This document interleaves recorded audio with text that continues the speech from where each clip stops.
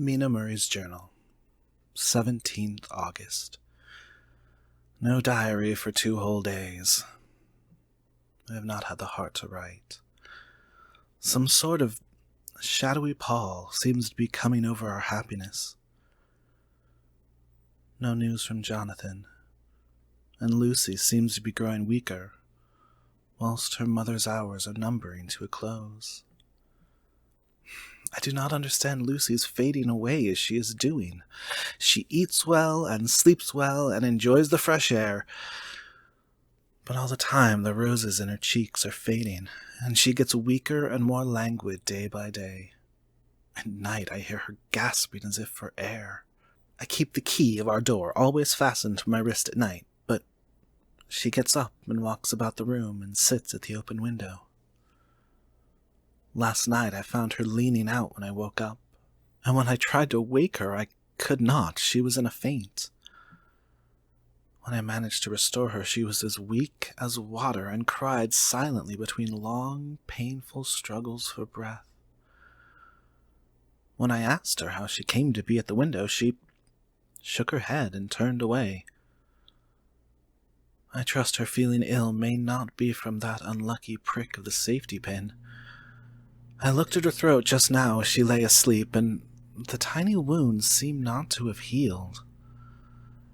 They are still open, and if anything larger than before, and the edges of them are faintly white.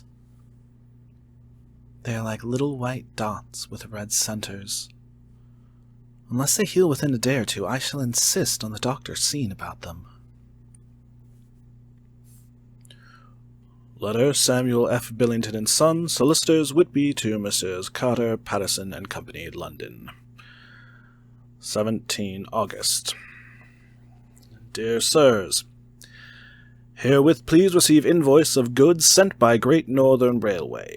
Same are to be delivered at Carfax, near Purfleet, immediately on receipt at goods station King's Cross. The house is at present empty, but enclosed please find keys, all of which are labeled.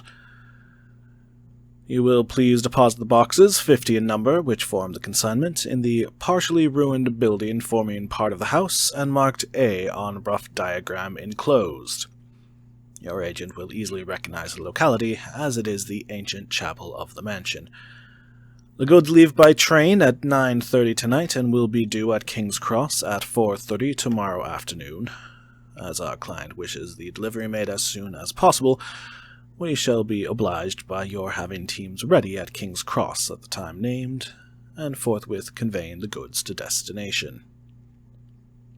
In order to obviate any delays possible through any routine requirements as to payment in your departments, we enclose check herewith for £10, receipt of which please acknowledge. Should the charge be less than this amount, you can return balance. If greater, we shall at once send check for difference on hearing from you. You are to leave the keys on coming away in the main hall of the house, where the proprietor may get them on his entering the house by means of his duplicate key.